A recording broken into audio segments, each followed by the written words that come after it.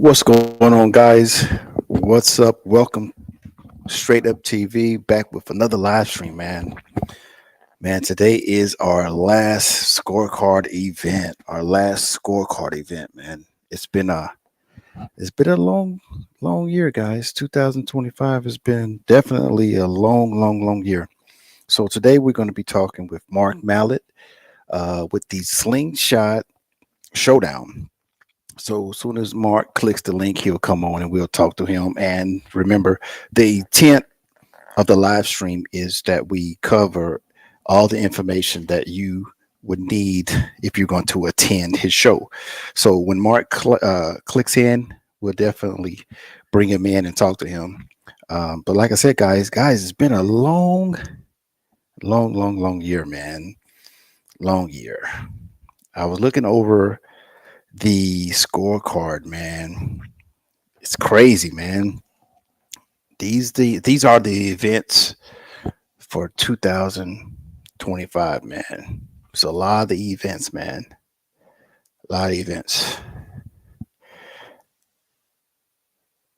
A lot of events, man. Just take a look, man. Across the United States, man. Across the United States, we were in so many places and so many great events, man. 2025 has just been ridiculously. 2026 will be the way things are going now. I don't know what 2026 is going to be, but it's definitely going to be different from 2025. I definitely let me tell you that. I was just wondering, looking at the events on the screen, how many of those events will be on the 2026 scorecard? Because there is about 6 or 7 new events that will be on the 2026. Uh, so it's just curious to see how many of these events will be back. Will be back.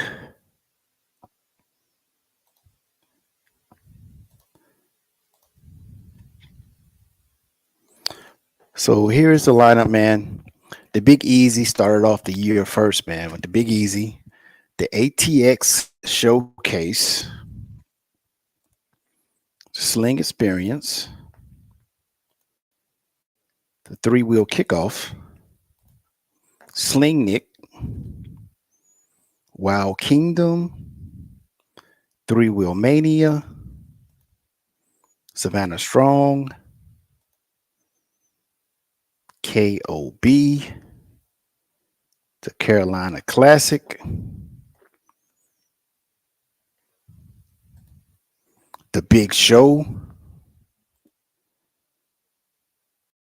Slingfest Nashville, SS Takeover Washington D.C., MM4 Memphis Madness 4, Beham Mayhem, Magic City's Three Wheel Encounter, Sling Jam, SS22 Massive Meetup, and the Queens of Sound. And now, ladies and gentlemen, we are at Slingshot Showdown. It's going down this weekend. Going down this weekend, man. This is the last event. This is the last chance, guys. This is the last chance to get on that scorecard, man. It is not easy to get on that scorecard, but those that do, congratulations. Those that don't, man, keep trying, man. You'll get on there. This year, we're giving out certificates of excellence to all the competitors who got on the scorecard because you guys took time to train, travel, spend money to get on the scorecard, and you guys got on the scorecard. So I believe you should receive something. So we're going to give you a certificate for getting on the scorecard 2025 going forward every year.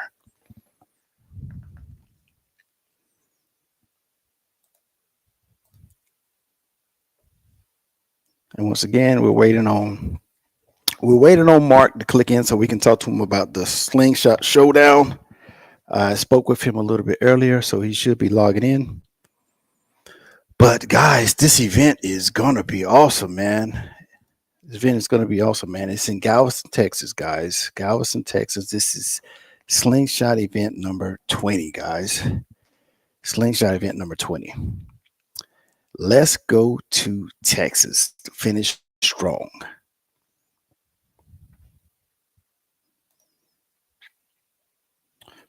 But while I have you guys on here, so let's talk about the end of year award show, guys. The end of year award show is going to be different this year. Um, this year, we're going to open it up to have an audience. So if you guys want to come out, it's going to be December 27th here in Atlanta, Georgia.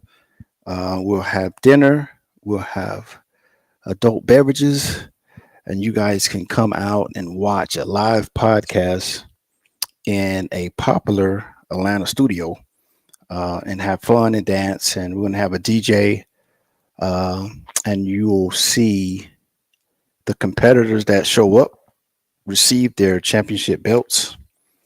And we're going to have Power X Generators, aka Ralph Muhammad, is going to be in the building, and he's going to be giving out his No Crank Team No Crank championship belts. So, guys, it's going to be a fun night, man. So, if you're available, come on out, enjoy some food and drinks, music, and conversate and with the Slingshot community. Should be a fun time, guys. I just want to do it a little different. Every year, we want to strive to do something different and, at least try to do something different. I'm thinking it's a great thing. It should turn out very well. So, how many of you guys are going to Texas, man? If you're going to Texas, let's see who got it. Who we got it? We got D Solo in here. We got Murder City in here. What's up, D Solo? What's up, Murder City? Jack Long is in the building, the ambassador. First Lady Slingshot Riders of North Carolina, Monique Davis. We got the sling. We got the slingshot. What Mark is saying, it is not opening. It is not opening. All right, let me. Hey, Mark, I'm gonna drop the link here in the chat. See if you can just click it there. All right, so here we go.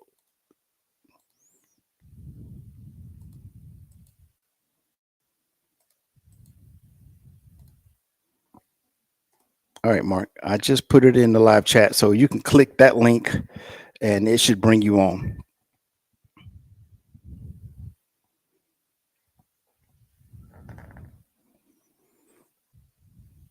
Oh, we got a super chat. Super chat. Sling Experience. Thank you for the super chat. Says testing. Thank you so much, sir.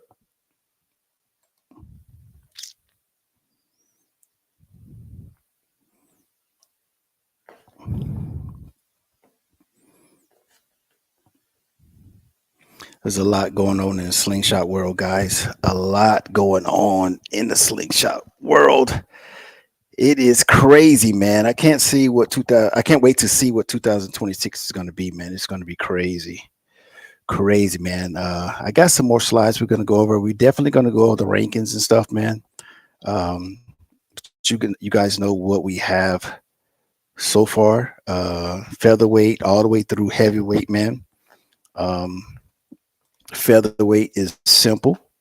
It is Miss Lemon Drop. Miss Lemon Drop has 5.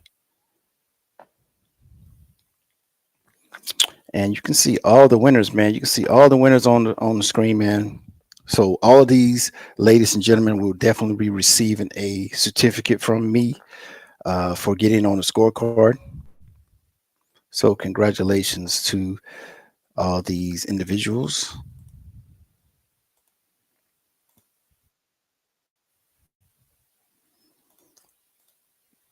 The lightweight, guys, game changer, guys. Game changer is, listen, I already ordered this belt. This belt is already ordered. So this belt should be at my house next Thursday, I think. So his belt has already been ordered. So congratulations to all these guys, ladies and gentlemen. But the winner is Game Changer with 6. All right, I think we got Mark now. We got Mark. What's up, Mark? Can you hear me? Yes, sir. I can hear you, sir. How you doing today? I'm good. How are you? All right, all right. Everything good? Yeah, sorry about that. I was trying to do it on my phone and I couldn't get through, but here we are. We're here. All right, all right. Well, sir, let me pop up the slide. So I want to start off by saying thank you for allowing SUTV to promote your event. I did my best to promote it so we can get everybody to go to Texas, man. We can have a great event, man. Thank you. So thank you again for allowing me to promote your event. Appreciate I'm that. looking at the chart, man. It was a long year, man. A long, long, long year. Long year. Yeah, I think more events this year than last year, right?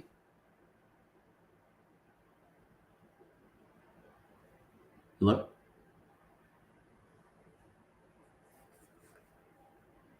Uh-oh. Can you hear me?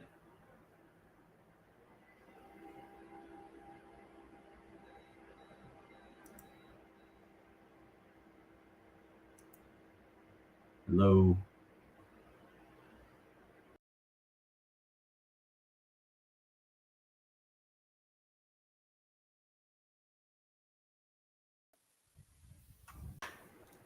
Are we there?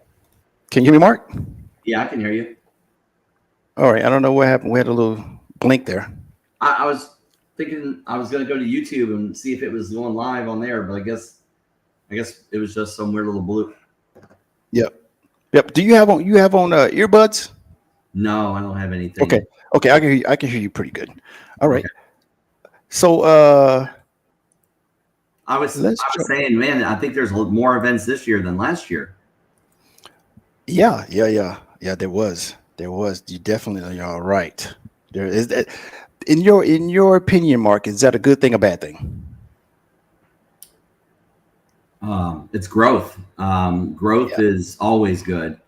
Um, I remember in the early days, like 2016, 2017, 2018, moving all the way through COVID, you know, um, I can't think of that many events in the first early 5 years. Maybe, Right. local events, of course, everybody's doing stuff.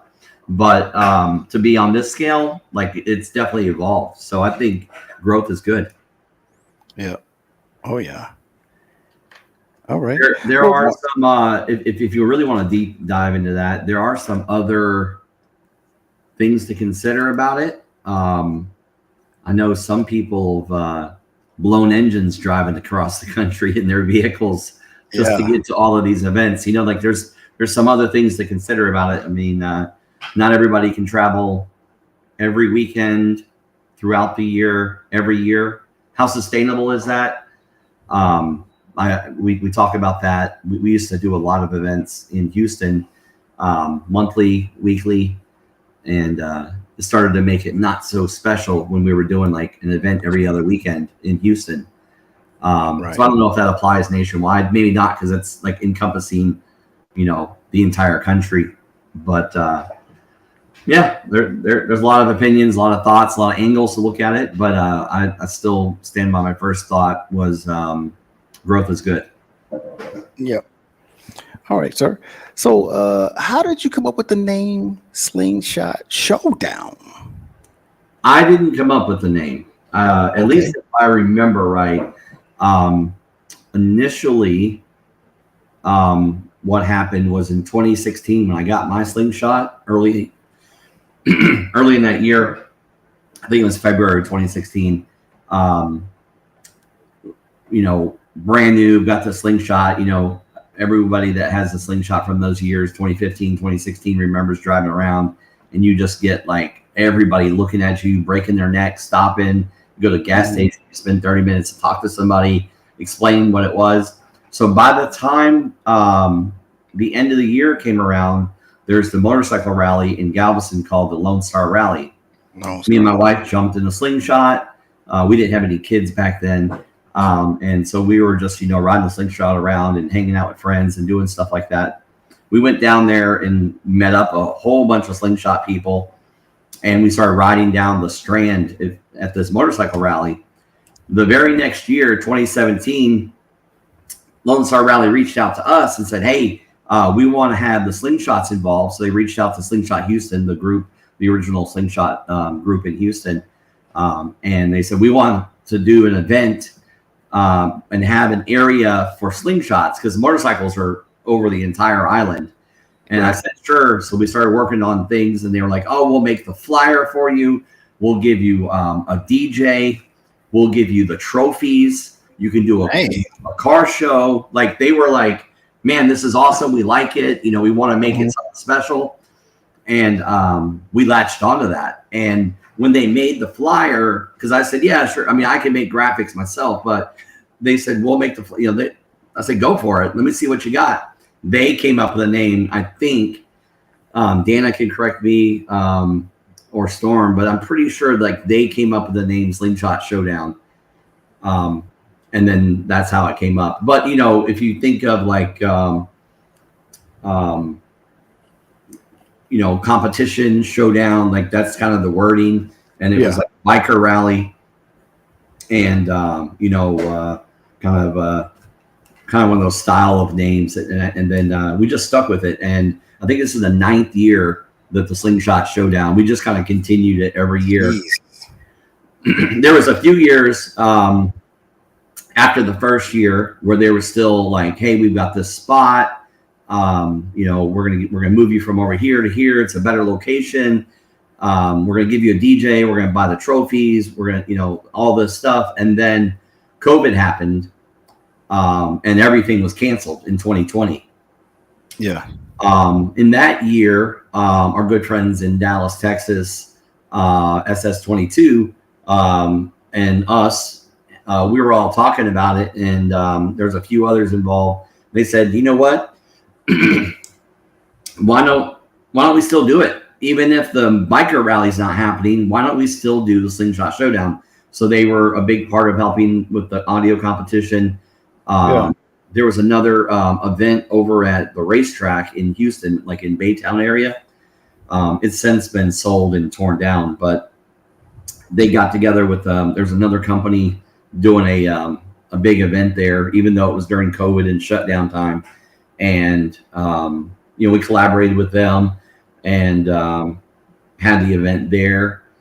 And then I think finally 2021, things were starting to kind of be like, okay, you can still do events because it's outdoors. Everybody's still wearing masks and everything like that.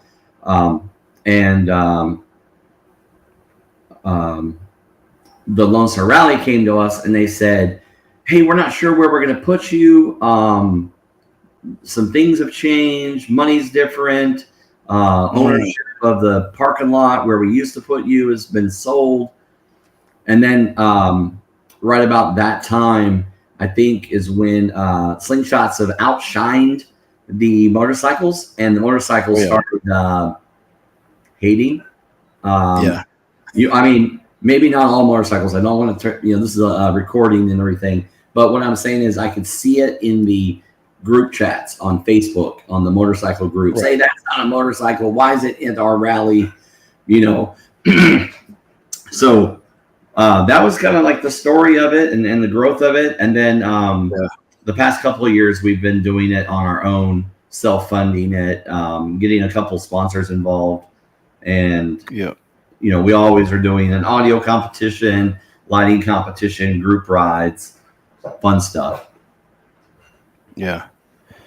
So Mark, you are the face. You're the face of the biggest slingshot event out there with the Sling Experience. All right. So I was going to ask you to talk about creating the Slingshot Showdown, but you are the face of the biggest slingshot event. So it's like, is it easy for you just to create these slingshots events? I mean, because you do the biggest one we know of. Yeah. Event production, management of teams and crews is kind of one of my side businesses. I was a DJ for many years. I stopped actually playing the music and mixing because I started doing the event production, event timeline, producing a show for galas, proms, corporate events, holiday parties for big hospitals and different organizations. So I'm used to, making it happen. So to answer the question, is it easy for me? Yeah, it's the stress of like making something happen and getting it done and getting all the pieces in place to make it happen. It just comes naturally to me. So without that experience, I don't know that I'd be able to do it. Mm-hmm. Okay. Now, will the Slingshot Showdown have a similar feel to the Sling Experience? I know it's two different locations, but will it have a little bit of Sling Experience in there? Of course, because some of the similar faces are there putting it on, but the difference is Slingshot Showdown has never been a 4-day event. Sling Experience is a 4-day event. I think actually this past year we actually kind of squeezed in an extra day somehow. But Slingshot Showdown typically had been a Friday, Saturday thing. Mm-hmm. So it's certainly not a party in the parking lot, taking over the hotel. That's what we've traditionally done at the Slingshot, the Sling Experience. So Slingshot Showdown is typically in a parking lot. You set up during the day, go on some rides. We have the competitions, and then we go on rides after. You pack up and do it again the next day. But this year, it's only a 1-day event. Okay. So those are kind of the differences.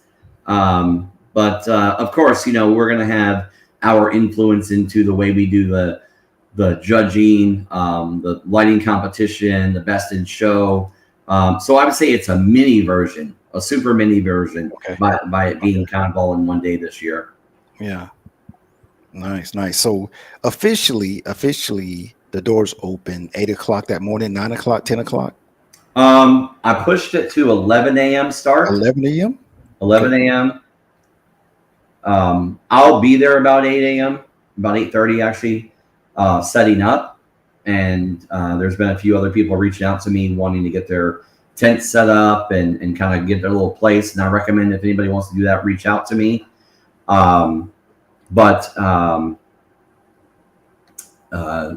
You want me to go through the itinerary or where were we going with that? Yeah, we can start with that. Well, let me walk through some of these other ones, and then we'll jump straight into the itinerary. Okay. Okay. Yeah, so let's talk admissions.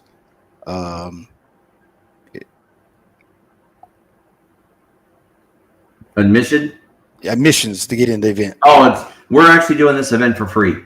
Free. Yeah, we're not charging at this event. So just come on. There's it's at a restaurant. The restaurant is serving food and drinks. So please, go in there and use their bathrooms, order from the bar, sit down at a table, have something to eat. And they're not charging for the parking lot. So I'm not charging. I don't have an expense right there. I've self-funded everything else, the tents, the sound systems, kind of like the trophies, along with our partner House of Sound, who does a lot of events. You've probably seen them around. But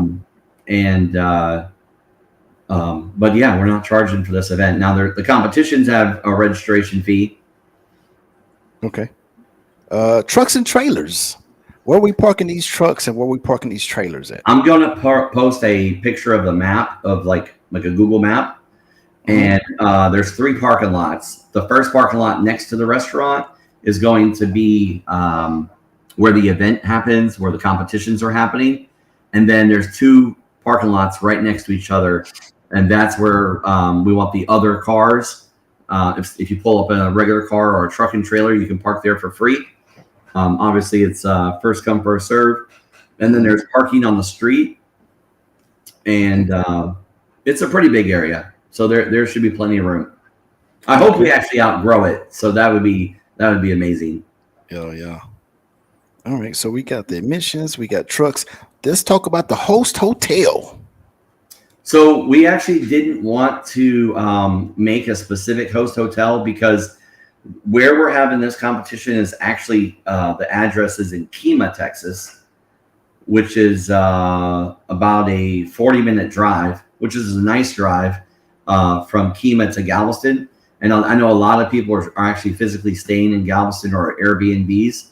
We didn't want to pick one specific hotel and tell everybody to stay there when they might feel like most of the action throughout I think the Lone Star Rally starts on Wednesday and goes through Sunday. So we didn't really want to specify where to stay. So people that reached out to me, I was just saying, hey, if you want to stay near the competition, here's a couple addresses of hotels within a couple minutes. If you want to stay in Galveston, stay there and just pick where you want to stay. Nice. They have the option. That's always good. Yep. All right. Pop-up tents, Mark. You know, a lot of people have their own little pop-up tents. So are you allowing pop-up tents? Yeah, we're allowing that. What I'm telling everybody is if you want one and you want to kind of be right there in the action with a pop-up tent, I'll start lining those up next to the competition tents. And then we'll have like 2 rows on both sides of the competition. If you want one of those spots, be $50 cash or Venmo or Zelle or whatever when you get there. Don't try to contact me right now because what I want to do is each person as they get there, we just set them in a row, and then we'll be aligning the ring where people are competing for the audio competition. Okay. That's the only thing I'm really charging for besides the competition registration. Yeah. Clarity and the audio competition. Okay. Nice, guys. You guys sucking up all this information. So let's talk about vendors because I know you said House of Sound. House of Sound. That's right. We've got House of Sound. They helped us pay for the awards, and we are still open. We don't have any other vendors kind of setting up. It's hard to get a vendor on a one-day event to ask them to travel here and set up a big old display with install team and all of that. So we didn't really pressure any of the our supported sponsors and vendors for Sling Experience. I just put it known out there on social media that we're open to it. But lately, the past week, we've had a few people reach out. They're wanting to donate items or even to be raffled off. So what we're going to do is those items I told them to bring them to the event. And then what I'm going to do is I'm going to sell raffle tickets to raise money for the Pediatric Brain Tumor Foundation. And then we'll sell raffle tickets and then give away those prizes and then thank those sponsors or the people that donated the raffle prize items to us in that way. And put them in the video and promote them in that way for them donating something. So anybody watching, if you have a company and if you want to give us a donation, or if you want to sign up as a vendor to sponsor, or even set up as a vendor, like if you have an audio install company, you want to have your tent and kind of talk to customers and be right there on the VIP kind of along the audio competition, contact me and we can work it out. It's not very much money, very, very little money. And we can get you a good spot, and it'll be a little bit more than the pop-up tent price, but which is only $50 for the pop-up. So just a little bit more than that, and we'll put you in on the event. I know it's only a few days away, but a lot of people are traveling around. They want to be in this last competition of the year, kind of position themselves on the class that they're competing in, and work their way up maybe, or defend where they are. So there should be some people there, and everybody's gonna go live with their videos of the competition, I hope, and kind of hang out. Yeah. Okay. So Mark, how many different competitions? You got sound, LED, clarity, DJ battle. How many different competitions are you guys having? So at this event, what we're going to do is we're starting off with the clarity. As soon as that's over, we're rolling right into the regular audio competition.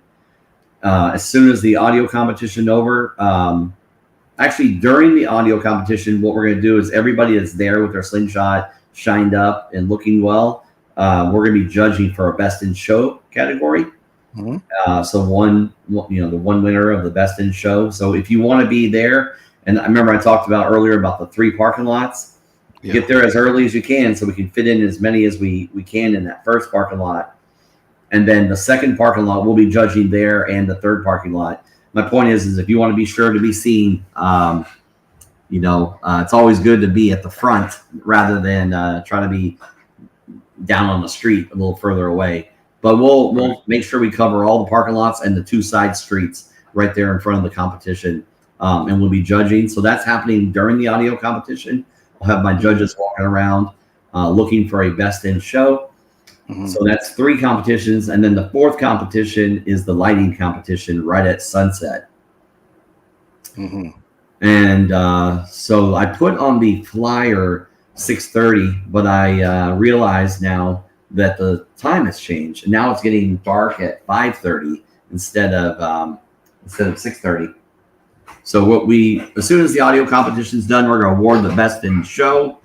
Or that may be between some classes, and then we'll roll right into the lighting, and then we'll announce those winners. And the lighting is free to enter. We're not charging to enter the lighting competition. If anybody is familiar with Sling Experience, you can go to our slingexperience.org website and look at how the lighting competition is conducted. What we do is we tell everybody in the parking lot to turn your lights on when the sun goes down. And then we go and pick finalists. And we bring those up to the front, like in the ring. Okay. And then we judge them, the rest of the finalists, and we come up with the champion. Nice. That's nice. So everybody turns their lights on, and you guys go around and pick who should come up and be in the contest. Right. Nice. It's easier that way because you can really include everybody, and you can visually see everybody with their lights. And it's too hard to go and try to charge everybody to enter a lighting competition because then it's easy. They oh hey, look, that one looks good, or we might end up with 6, 7, or 8 slingshots that are finalists, and then that's the second round. First round is everybody. Second round is the finalists. We'll probably even make it the third round, bring it into the top 3, and then we'll announce the winner there. Yeah, nice. So LED is no charge, but the regular sound competition and the clarity is a fee. Yes. Okay, got it. No DJ battle. We don't have time in the one-day event for a slingshot DJ battle. Now that doesn't mean that might not happen if let's say the day is going great. And by the way, we had great weather this year. Last year was a complete rain out. I think we had there's a lot of slingshots in town last year, but it was raining so bad people weren't even pulling their slingshots out of their trailer. I think we had like 6 to 9 competitors last year in the parking lot because it was raining. I felt so bad for Tanya. She had just recently upgraded some new speakers on the front end of her slingshot, and she's pulled up, and we're sitting there, we're hanging out, like, oh, it's gonna rain, and all of a sudden the rain poured down. We pulled it under the tent, we got it covered up, and it was pretty bad. But she's a trooper, and she supported and was there even though they knew it was gonna rain, so that was cool. Yeah. And there's a lot of others too. Vernon Gold. I hope no one's mad. I can't remember from a year ago. I went to a lot of events this year, so it's hard to remember every event. Mm-hmm. All right. So Mark, you usually give out some very unique prizes or trophies, chains, belts. What are you giving out this year? Yeah. So for the Slingshot Showdown 2025, we are doing trophies. All right. Yes. We kind of mostly done trophies over the years. Because remember I told you earlier that the Lone Star Rally organizers actually provided us the trophies. Mm-hmm. And we kind of kept that trend, but maybe next year we'll be able to up it up a little bit and pay for the belts. Okay, nice. All right, guys, I see you guys in the live chat, man. If you guys have a question, about the Slingshot Showdown. Just type your question in the live chat and we'll get you an answer. I see D Solo. I see Murder City, Jack Long, the ambassador, Monique Davis. Mama Duck is in the building. I see Snow. I see Cynthia and Despicable Me. I see, oh, Miss Sapphire is in the building. Keontae. Oh, Mr. K1 is in the building. What's up, Mr. K1? All right. So, Mark, let's keep going around. So, sir, if I go too fast or if I don't cover something, you just bring it out because the intent is to put all the information out. All right. Before we get into the itinerary, let's go a little further, and then I'll let you break it down all the way from the morning until the end of the show. Okay. And everybody should pay attention. So let's go into the Slingshot sound competition. Are we doing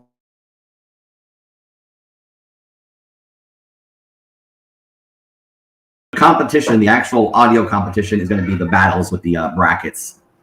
okay? All right. And then for clarity, we're going to do what I coined a new term. It's going to be called royalty of the ring. Royalty of the ring. Okay, explain that, sir.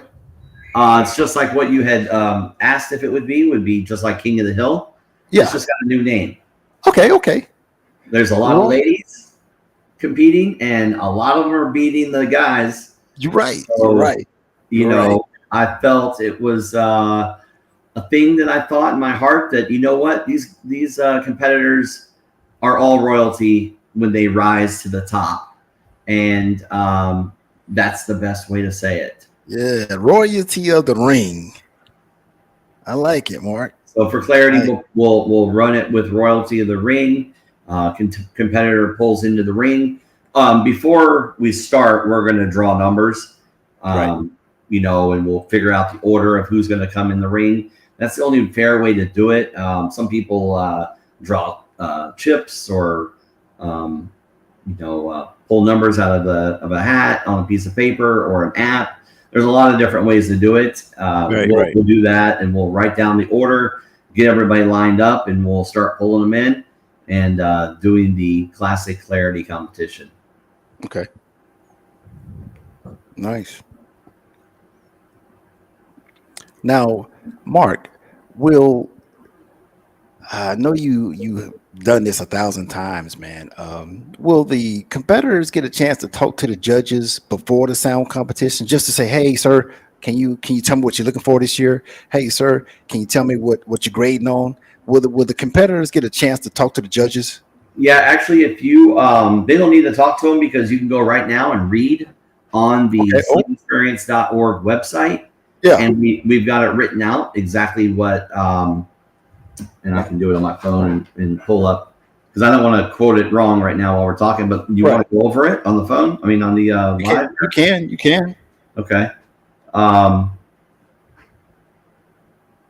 see if I can connect here. So anybody that's doing it at home, go to slingexperience.org, go to the competitions tab, and judging.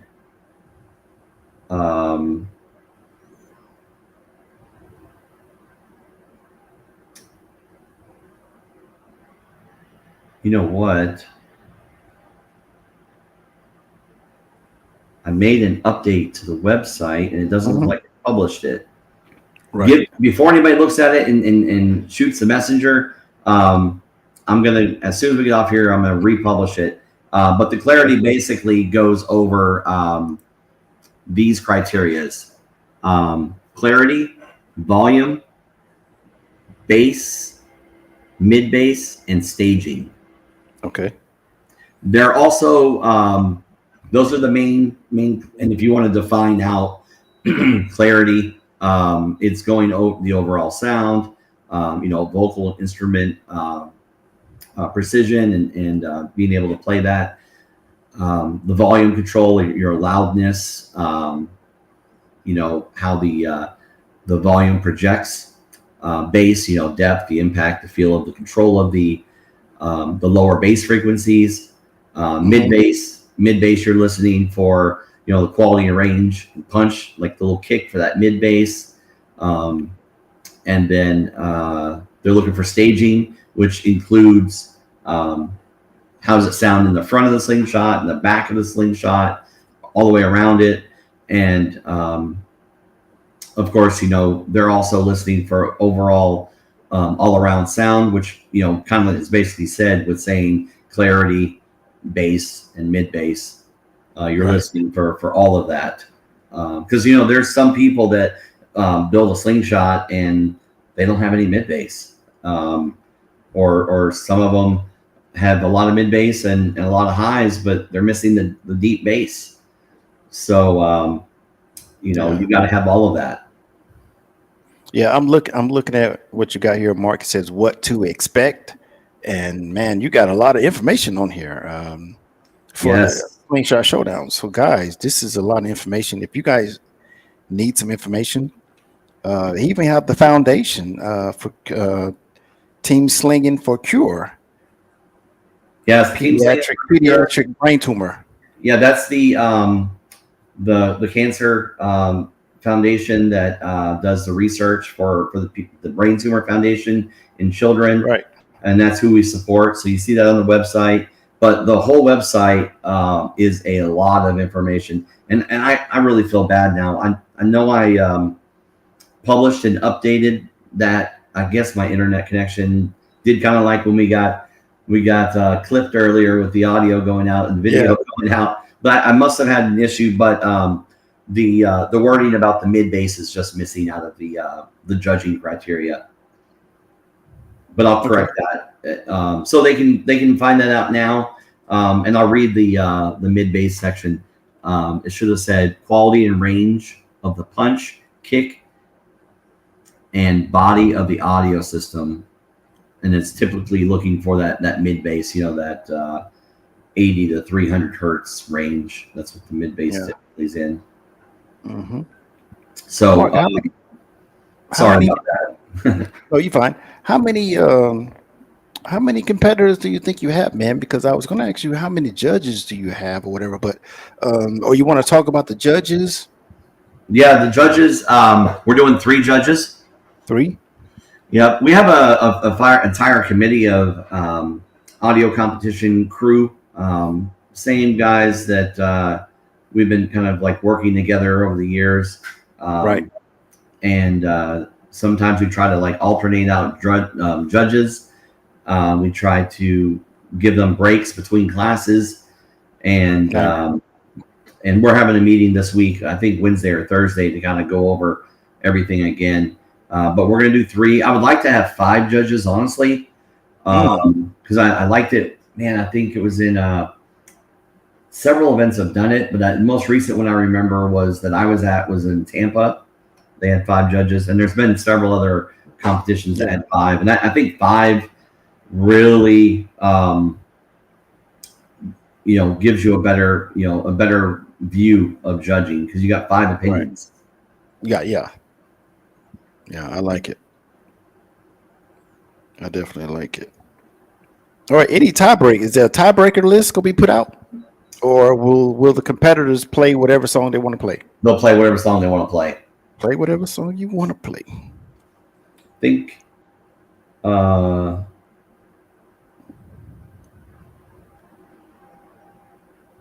chips. Yeah. Contestants chooses what song they want to play. That's written there on the website. Nice. All right. We had tiebreaker songs, and learned from my experience. People want to play what they want to play. I know a lot of times the crowd and competitors and people are like, "Oh, make them play the same song. Play the same song." But what I've gathered, it's just better to let the contestant play the song that they've practiced, that they know their slingshot is tuned to. Because if you have somebody calling out and say, make them play blah, blah, blah song, they may not have that queued up and ready to play it with their tune. And then that could be influenced by one slingshot already knows they've got that song already good and practiced and tuned for. Although the side note to that is every slingshot should be tuned for every song. That could Right. be an Right. argument. Right. Right. This could be Right. turned into a whole. Wait a minute, Mark's wrong. But I'm just Yeah. saying. Ultimately, I'm just trying to get to the point of we decided that when we said you're going to play these songs, that was harder. We just let them play their own song for the Okay. tiebreaker. Okay. Now, Mark, in the sound competition, the regular sound competition, not the clarity contest, but are you allowed to have BBLs, mini stretches, and featherweight, or are you going with unrestrictions, or what are Yeah. we doing? Again, it's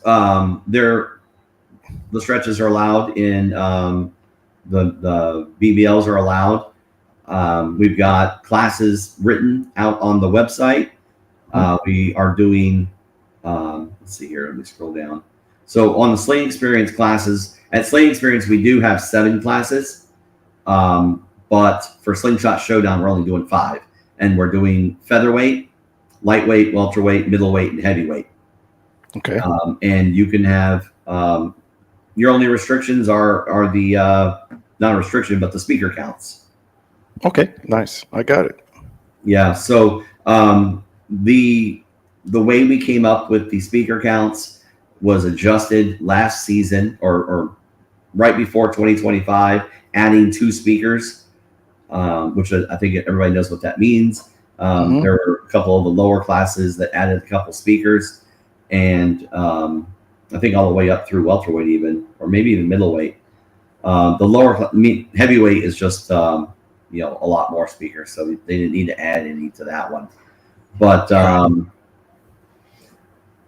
you can have a stretch, you can have BBL. We don't restrict that. We wanted to be most inclusive to all the builds that are out there. Got it. Okay. Okay. I think we covered everything. Now let's go over the itinerary from the start to finish, man. Okay, so on the itinerary, go to there. That morning, Saturday morning, November 8th, that we're talking about, which is this Saturday, I'll be getting there starting to set up about 8:30. So if people want to set up with their personal tents or new vendors come on board and want to get set up, come see us in person there and we'll find your location and we'll get you set up. But the event goes live at 11 a.m. And so if you're competing, you definitely want to be there by 11 a.m., especially for the audio competition, because at 11 a.m. to noon is when you're going to come up and sign up for each class that you're going to compete in. We've got, like I said, featherweight, lightweight, welterweight, middleweight, and heavyweight that you can sign up for. And you can play up because we haven't made any announcements or rule changes in 2025 about how many classes you can play in. I know that's a discussion. That's why I want to mention that today. The competition for clarity will start at noon, and we have that allotted for 2 hours. So we should be able to finish the clarity competition before 2 o'clock. And at 2 p.m. is the regular audio competition. And I assume most of the same people that are going to be in the audio competition, a lot of them will also compete in clarity. But there's no requirement to compete in both. You can compete in one and not the other. And then as soon as the clarity competition is over, or maybe during it, we're going to start judging at 4 o'clock for the best in show. So what I'm saying about that is, if you want to be considered for the best in show, you better be sure that you're already there. Yeah. And then once we announce the winner of that and finish all of the audio competition, we will start at, I wrote 6:30 on the itinerary, but if we are done with the audio competition and it's already dark at 5:30, we will start the lighting competition. And once the lighting competition is over with, we will pack it up and we will get in our slings, start those engines. All the lights will already be lit up, and we are going to do a big mob ride from Kemah, Texas, down to the Lone Star Rally. And we've got a nice route through the Galveston area that we're going to ride all down the seawall, um, through the historic Galveston area on the Strand, and enjoy the festivities of the Lone Star Rally. Nice. And then the rest of the night is what happens. There's that's the end of the night. Nice, man. Nice. Thank you for breaking it down like that. It's good. Yeah, you're I think welcome. everybody understood it. If you didn't understand it, then you can rewatch this video.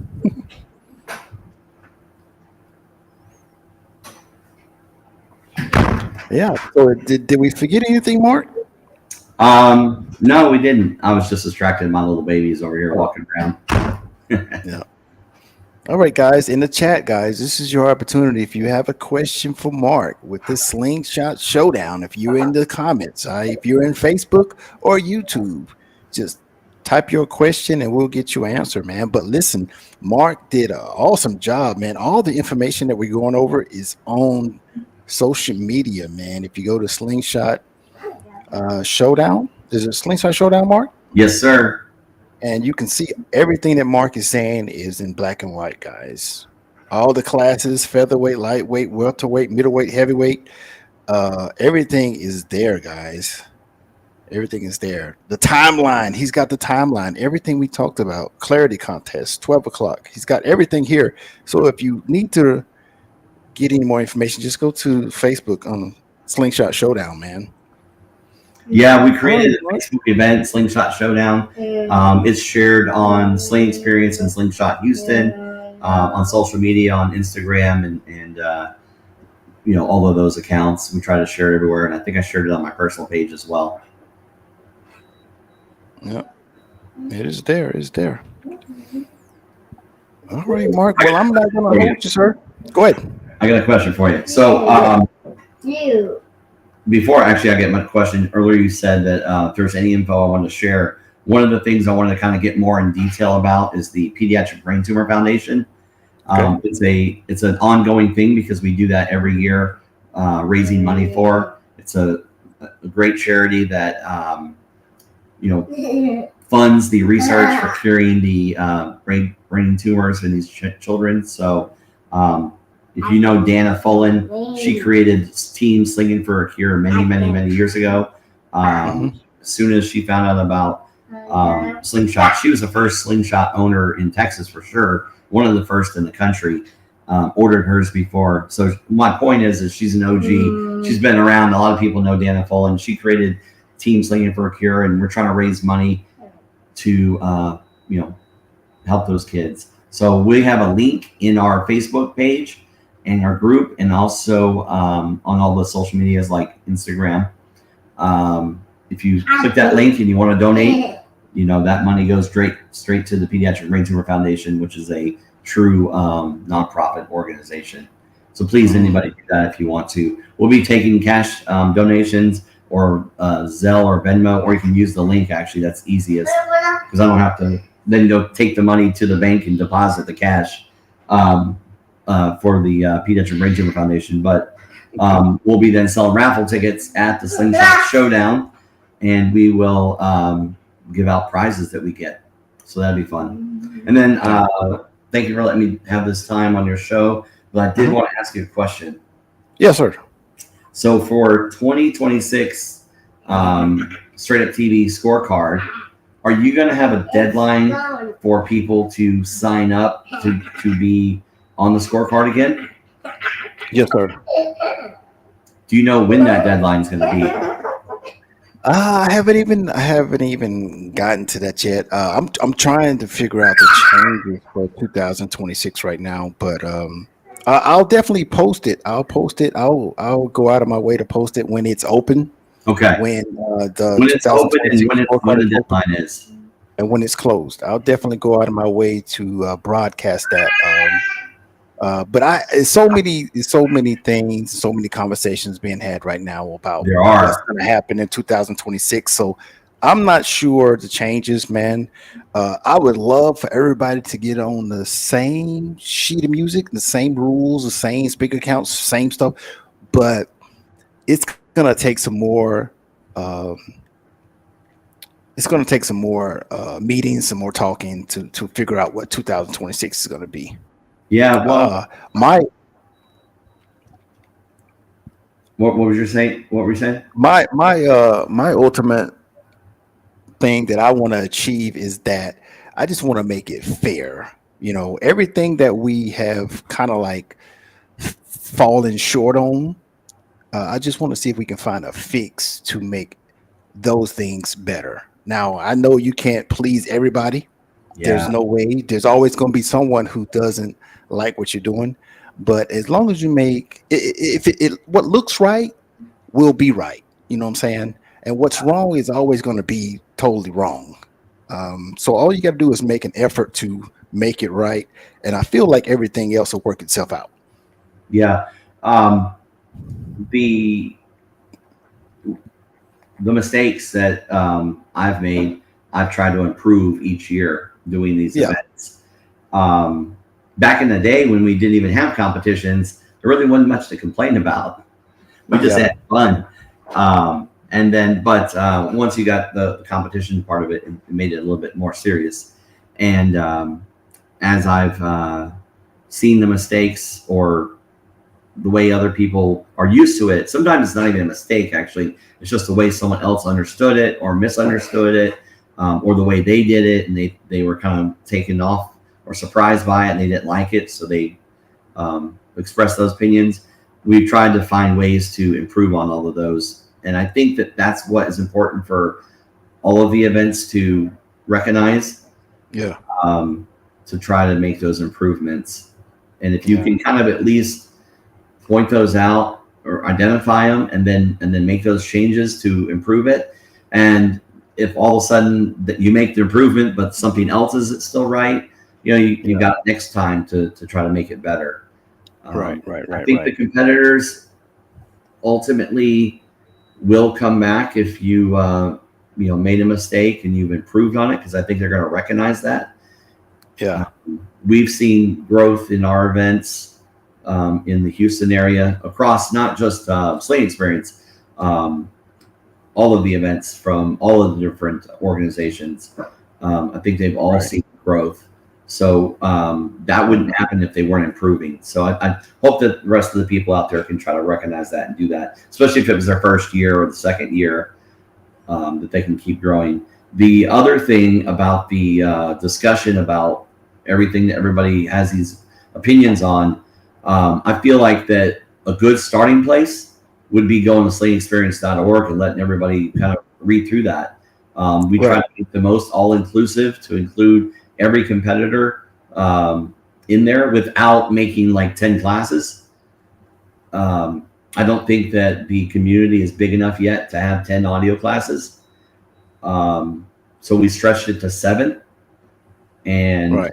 it allows everybody to compete rather than eliminating people from being able to compete. Right. So I think that's a good starting place. So I had a couple of friends that have created other events in other cities, including in Houston, that used to tell me, hey, Mark, we just copy what you guys do. So what I Yeah. would recommend, if people are going to copy the other things we do, why not copy our rules and the way we've laid it out on our website? There's there's nothing wrong with that. It's a good place to start. Yeah. Yeah. Yeah. I got you. I did notice, Mark, a lot of you guys do a flyweight. Flyweight. Have you always done a flyweight? No, we started that 2 years Okay. ago. 2 years. 2 years ago. 2 years ago. Okay. Okay. Yeah. So Yeah, I 20. think I've been in some discussions about flyweight, and I've been in some discussions they don't want the flyweight. So definitely it's gonna have to be some more discussions about it. But I think one of the major things is the judging. Well, that's the major thing. You Yeah. got to figure out there's some, some people want to introduce some classes and some standards and what must happen to make the contest far as judges. Hmm. Um, there's a lot of things. It's not a ton, but there's a couple things that need to be ironed out so everybody's happy. Because at the end of the day, um, You just want everybody to feel like, yeah, I had a fair shot. It was fair. I'm cool. I don't have nothing to say. But then I know, Mark, you're not going to please everybody. You're not. But if you can, if you can give everybody a fair shot to win, that's all you can do. You've done your Yeah. best. Right. Um, in a competition, you're going to have one person that's not going to complain, and that's the guy that won. You're gonna, if you have 16 competitors in a class, you're gonna maybe have up to 15 people complain Yeah. because they didn't win. And I know that not everybody can win. An expectation of them standing there playing their slingshot and feeling like theirs sounded better, or you hear it from the crowd. Oh, that one like didn't win. And Yeah. I'm only describing that one scenario. I know there's a whole lot of other scenarios where people felt like it was judged wrong, but I'm just saying that when you're standing at one spot, you can't hear what the judges hear when they walk around the slingshots. Mhm. And so of course the person that's playing their slingshot standing there may not be able to hear what the judges heard on the slingshot that they're competing against. So it's hard to even as the person competing to be able to tell that. So that's one of the things to think about, that being unfair or not judged properly, or the judges being a mistake happening with the judges, or something happening. I think I've seen where people complain where judges are picked out of the crowd the day of. Yeah. I don't know where that happened. I can admit that that probably has happened at one of our events in the history since 9 years of doing audio competitions. But that happens only when unexpected things happen, because we like to try to be prepared and have meetings Yeah. and talk about who's going to be judging each I didn't event want to. way before, Yeah, I didn't want to. I didn't want to cut you off, Mark. But you know what the sad thing is, when like you just said, when something unexpected happens and you need a judge or you need something, that I think the competitors will realize that there was a situation, but they still will complain. They don't. They'll understand. You just didn't say, "Hey, I want to pull somebody out the crowd." There was a situation that you needed. One judge got sick, or the other judge was about to pass out, or whatever Right, it is. There's right. always a situation. But I'm telling you, Mark, the competitors don't care about that, man. Yeah, They don't care about it. They yeah. just know that, hey, I didn't like that.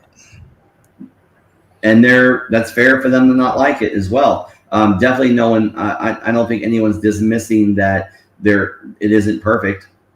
Yep. And I was thinking about sports the other day, referees in the sports making the wrong calls. Yep. This is human nature. Right. There have been a lot of mistakes over the years. You can think of many in the sports world. This is kind of the same. Things can happen, and I know there's a lot of other accusations about how deep that can go, and why something was a mistake. But you know, we try to do our best to be fair and Mhm. prepared. Yeah. So, like I said, if it's starting with writing a good plan and having meetings is one of the biggest things to be able to go and do an event. You know what, Mark? Do you have like a blueprint? Do you have, if I was to invite you back to a podcast and maybe we were going to talk about doing your own show, maybe the mandatory things you must do when doing a slingshot show, maybe the have this in case this happens. This Yeah, is a great alternate in case none of your judges show up, or none of your vendors show up, or your microphones are not working. Maybe just do a live with me to talk about I what are can. the backup plans for the backup plans. Yeah, I can. I can tell you. I don't have a lot of the backup plan written down, but I can tell you, Storm and Cell and I over the years have sat on 3 or 4 hour phone calls multiple nights over the months leading up to each event talking about every scenario. And he's a great project planner. And we always have to think about backups for every scenario. And I think that I have enough content to talk about it in a podcast. Yeah. So that's a good idea. Yeah. So for instance, Mark, if you say that the slingshot sound competition is going to start at 2 o'clock, let's say you got 3 or 4 competitors calling you, hey, I'm not there yet. What do you do? Do you start the show at, like you said, or do you wait? Because the people are looking at what you briefed. I briefed that we're going to start at 2. That's what I told everybody. My word was 2 o'clock. And you got competitors there waiting like, this is that BS. This is that BS. So, Right. just stuff like that, man. Maybe Maybe you could have like we're going to start at 2, but registration will maybe go into 2:30, and 2:30 is the cut off. But then again, you can't pull numbers because you don't have all the competitors. Right. It's crazy. It is crazy. So, I think earlier I was talking about how like the first, years of meetups and rides, like we didn't have all these competitions. Then you had like the first 5 years where it wasn't as structured. It's evolved. Let me put it that way. I can tell you 5 years ago, we probably weren't drawing names out of a hat. I can't remember how we did it, but maybe it was just who signed up and that was the list. I don't remember. But now we've had to put into place other ways to make things more fair. And one of the things that would be fair is to say the competition starts at 2 o'clock and waiting for your buddy, or supposedly that would be the way people would see it on the outside, that, oh man, they're giving him time to get here to get started, and I want him or her. And honestly, if the other competitors are there on time, and we have a tight schedule also, right? So not only it would look bad on me or the person that's running their event waiting for someone else to get there to compete. It would also look bad because it would also throw off the rest of the timeline for the entire event. Right. When you're doing a 4-day event like Slate Experience, which I know we're not talking about today, that matters because you've got to be on the next one to the next one, and it skews off the entire night.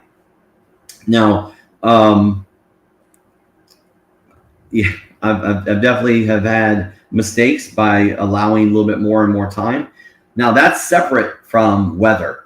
We definitely had to delay the start time. Weather is another thing. Waiting for someone who's late is one. But I think that going forward and the past few years, I think we've really tried to stick to this. Starting promptly and doing what you say is one of the most important things in event planning. That's it. I've misspoken and said things wrong before by saying, hey, we're going to do this at a certain time. But if you write it down and you have it published, all you got to do is go back and reference and remember what you said. Right. And that way you can stay on schedule.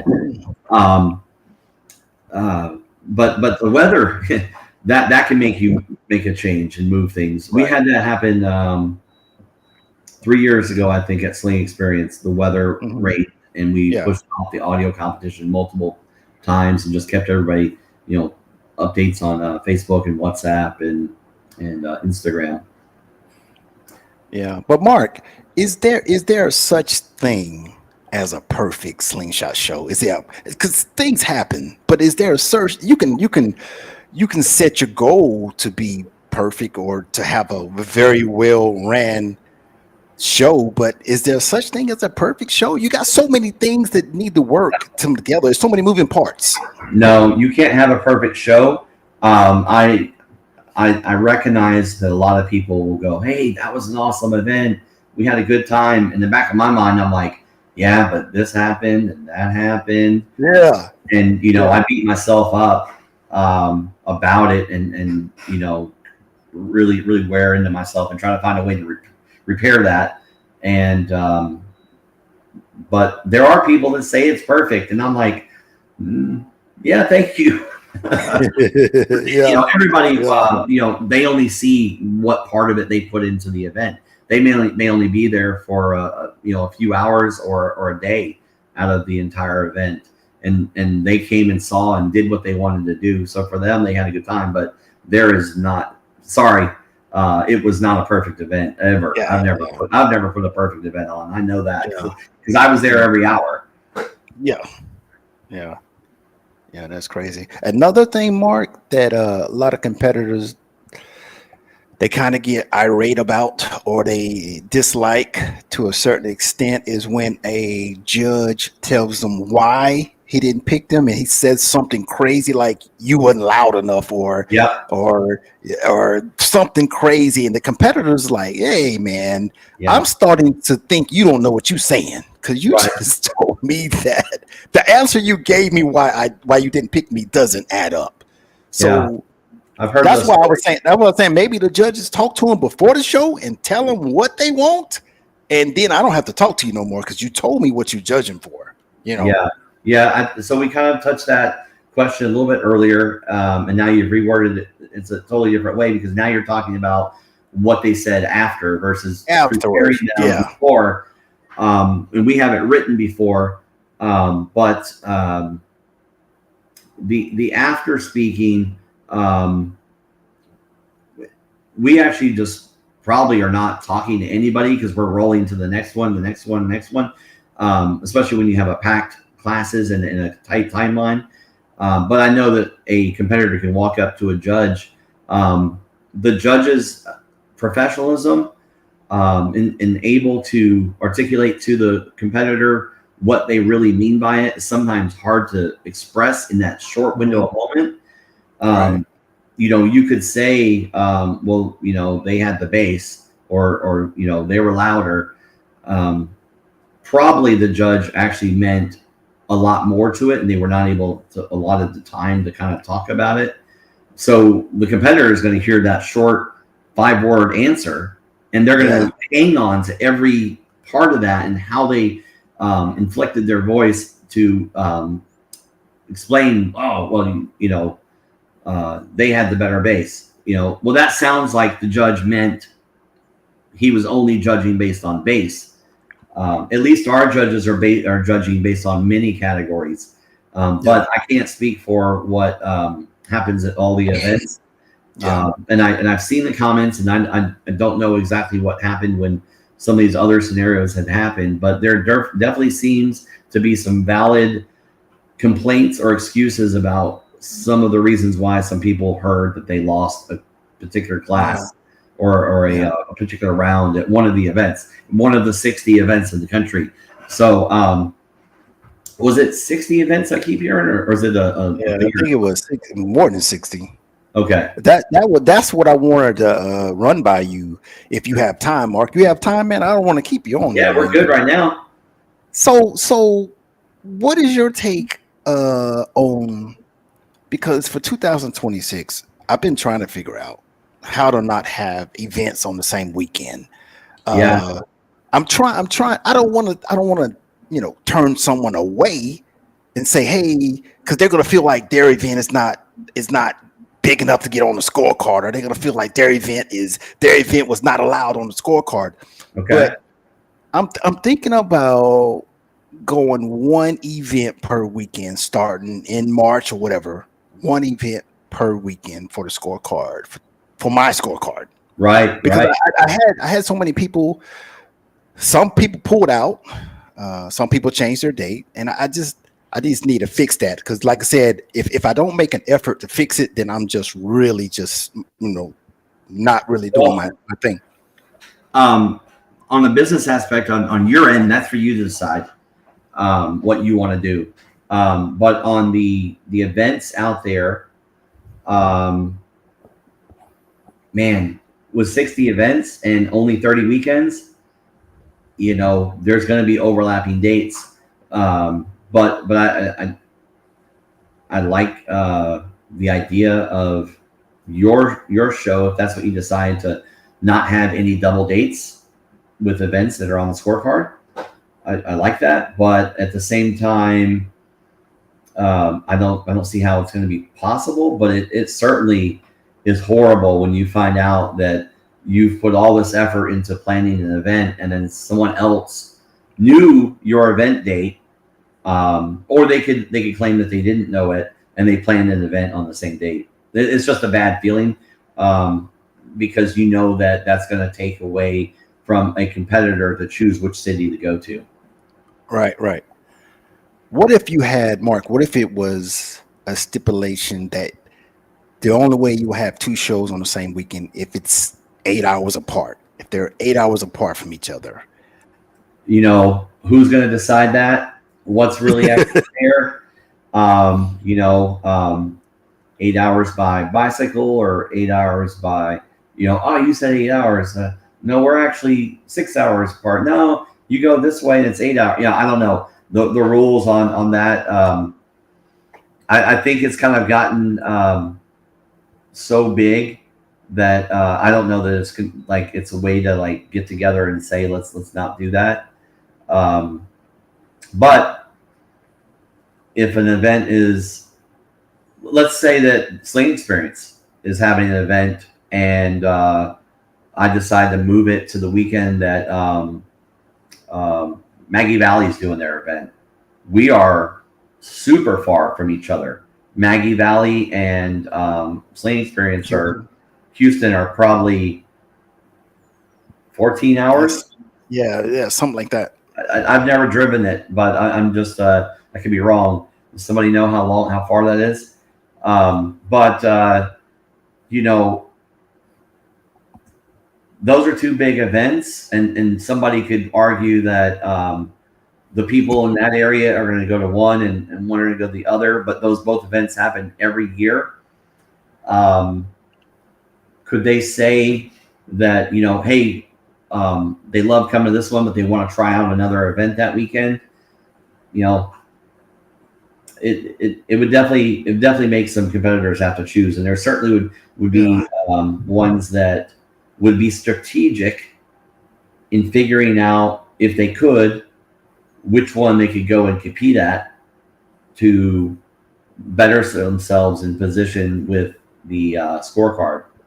That's 18 hours, Mark. 18 hours. Yeah, I knew it was far. That's why I was trying to come up with an example. The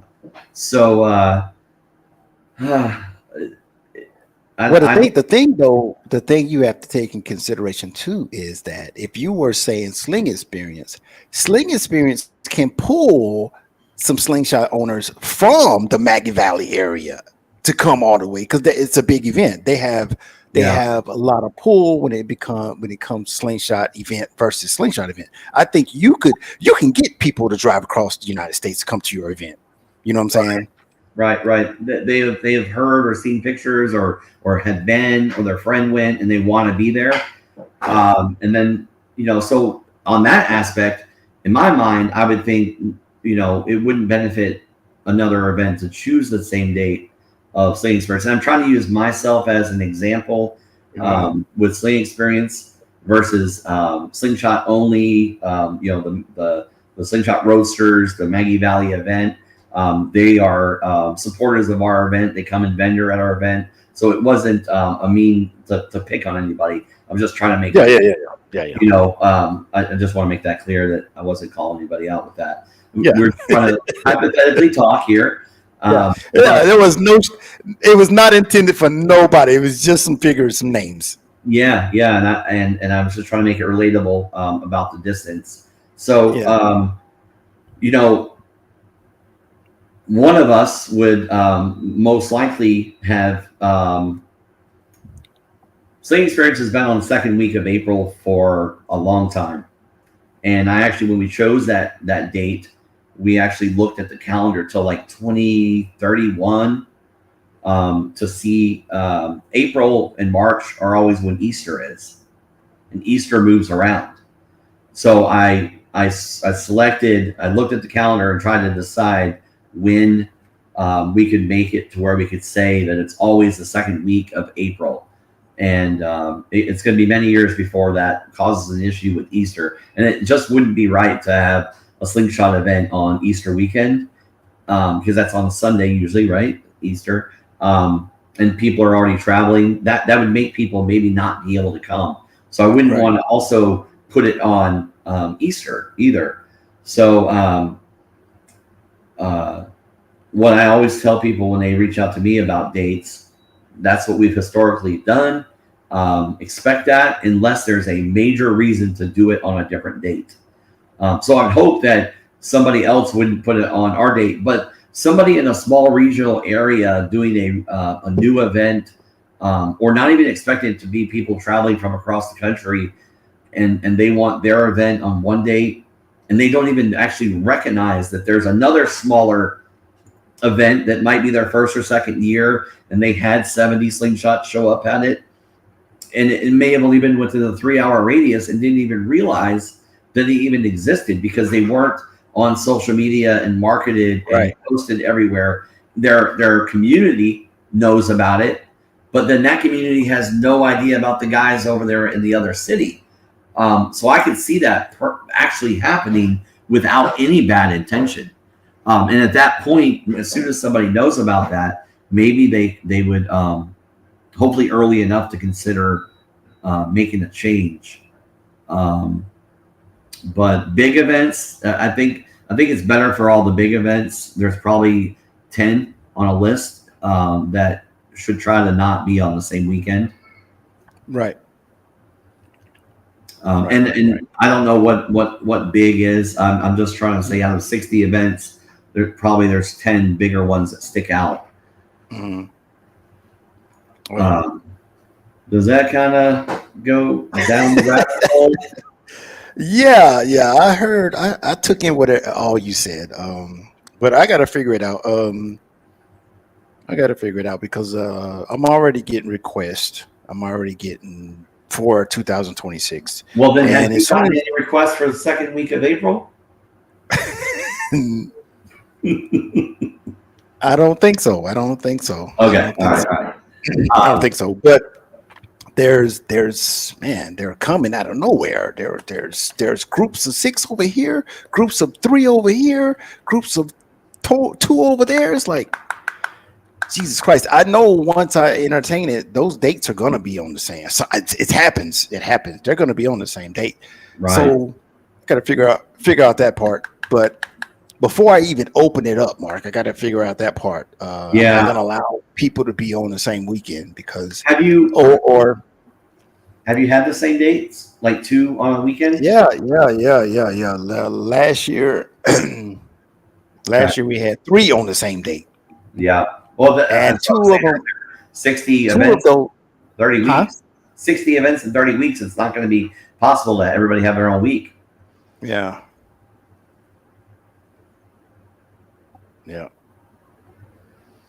3 on the same week is hard. What? DJ D Nice said maybe. The comment said DJ D Nice said maybe they gotta have an SUTV trained judge at their show to be eligible.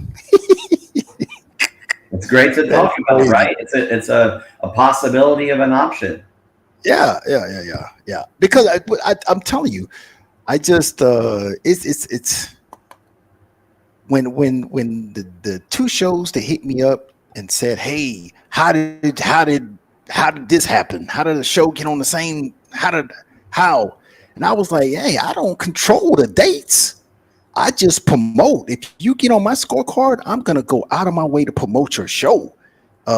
If you're competing with another show on the same weekend, I don't control that. You get on my card, and I guarantee you, the best of my ability, I'll promote your show. Your show is gonna be the same or equal to the biggest show. I'm going to promote everybody the same equal. So when I promote the littlest show, I'm going to get the same energy as the big show. That's what I can promise you. But I can't control the dates. I can't. Yeah. I don't know what the answer to that is. I don't know. Hey, if somebody has a question about dates, always reach out to me. Yeah. Slingshot Showdown, which is more of what we're talking about today. It always falls on the Lone Star Rally, and Lone Star Rally moves their dates. Right. So actually, I don't even know what their date is for next year, but it's usually around this time of year. Sometimes it falls on Halloween weekend. Sometimes it's the first week in November. This year it was the second week. It seems like the 8th. Yeah.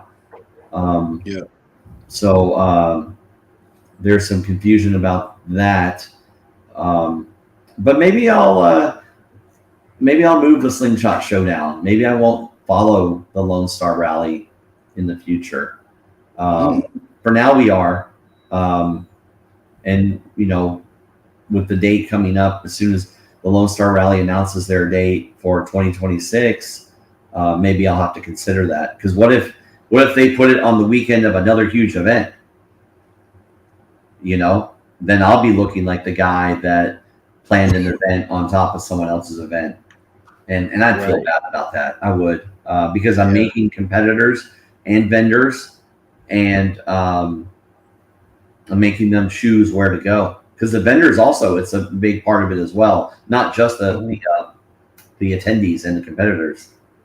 Right. Right. Yeah. The vendors want to go to the big show, the 3 day show, because 3 or 4 days, yeah, they do. that's their opportunity to make their money. Yeah, yeah, especially if they're traveling far. They need Yeah. to have a few days to get established, get set up, get customers lined up, Yeah. promote their brand, do the installs, and then and then pack it up and then go home. They're for a 4 day event, they're on the road. They're out of their shop for 7 or 8 days usually. Yeah. I will tell you this, Mark.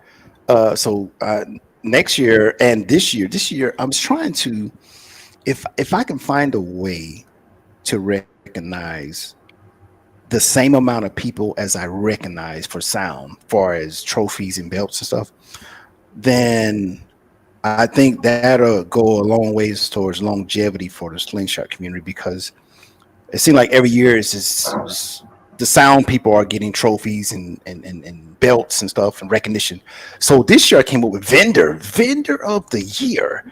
Okay, So House of Sound is in the running. good. There's about let's see, hold on a second. I think it's at 9.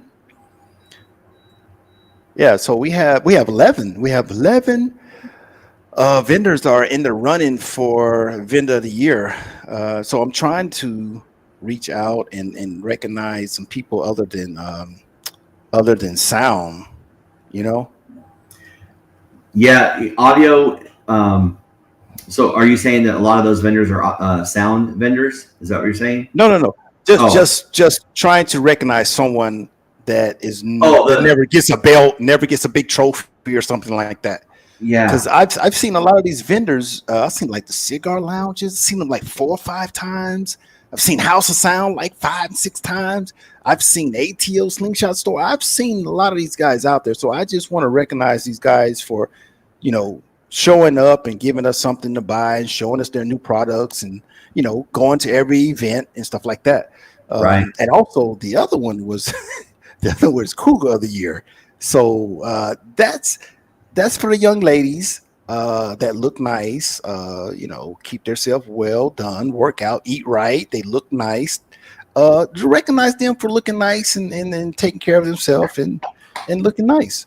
So that is just, if I can find some more Yeah, of those awards to offset the mini Slingshot Sound Awards, and then I'll feel good about 2026, man. man, my brain is going wild with ideas. I'll DM you. I'll DM you some of my own Yeah. ideas. How about that? Yeah.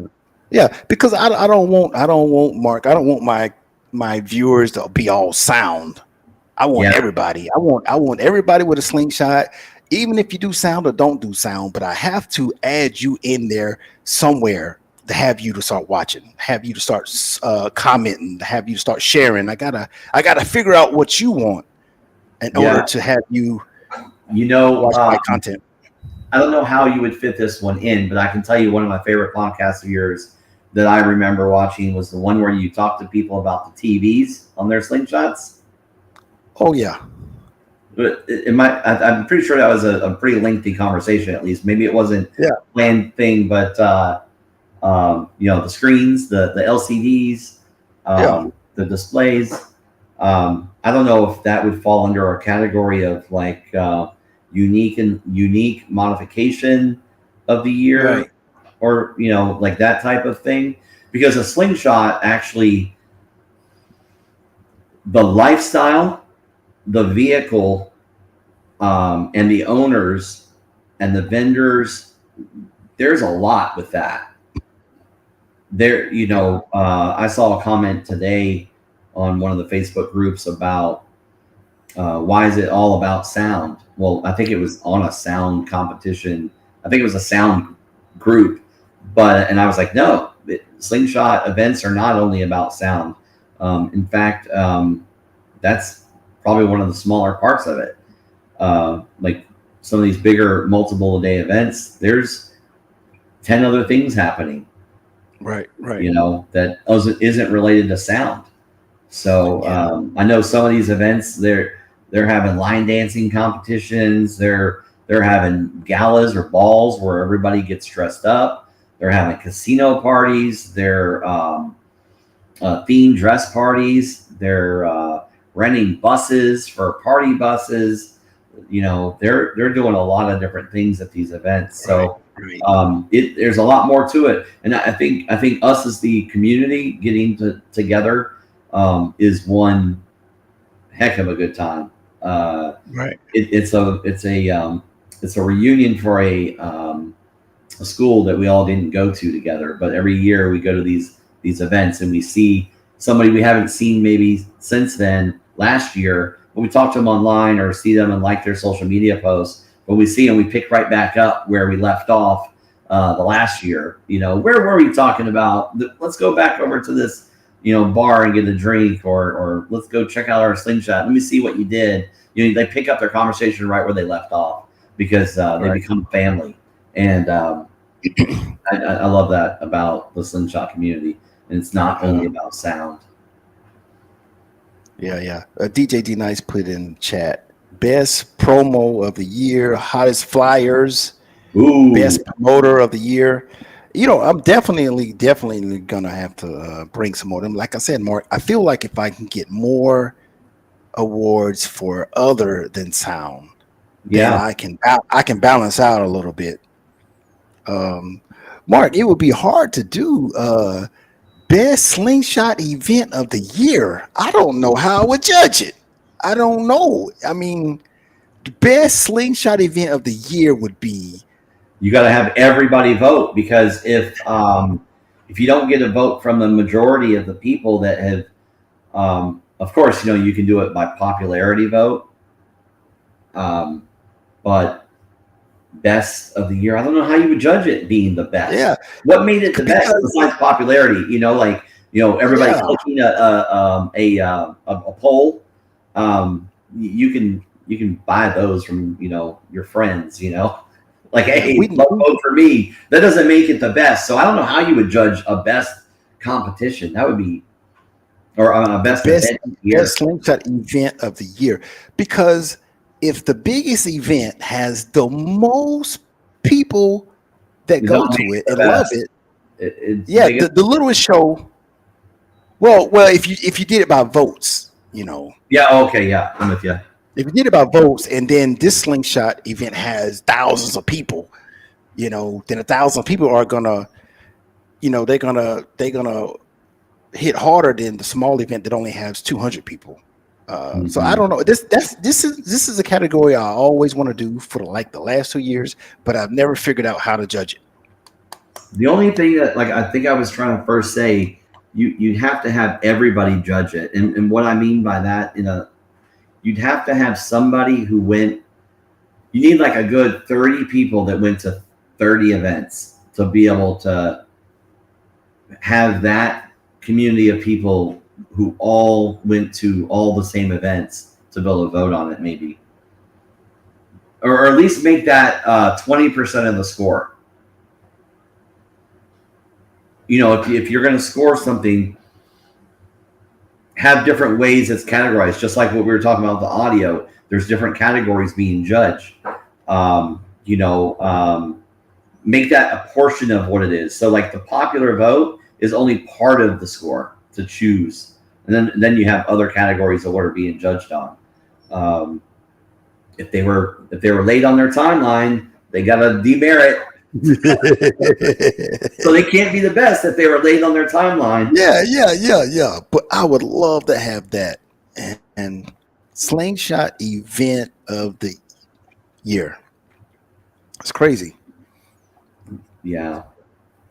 Now, Mark, if you get on the scorecard 2026, sir, good luck on the double points, sir. Good luck on the double point. Yeah. It's a real thing, Mark. It's real. Yeah, it's real. I watched the you were sitting there with the wheel or the balls in there, and I was like, oh man, I've got a chance, one of 25 or whatever it was. Yeah. And, I was like, all right, my people from Space City won a double points event, and I think Mama Duck, I think, was the other one.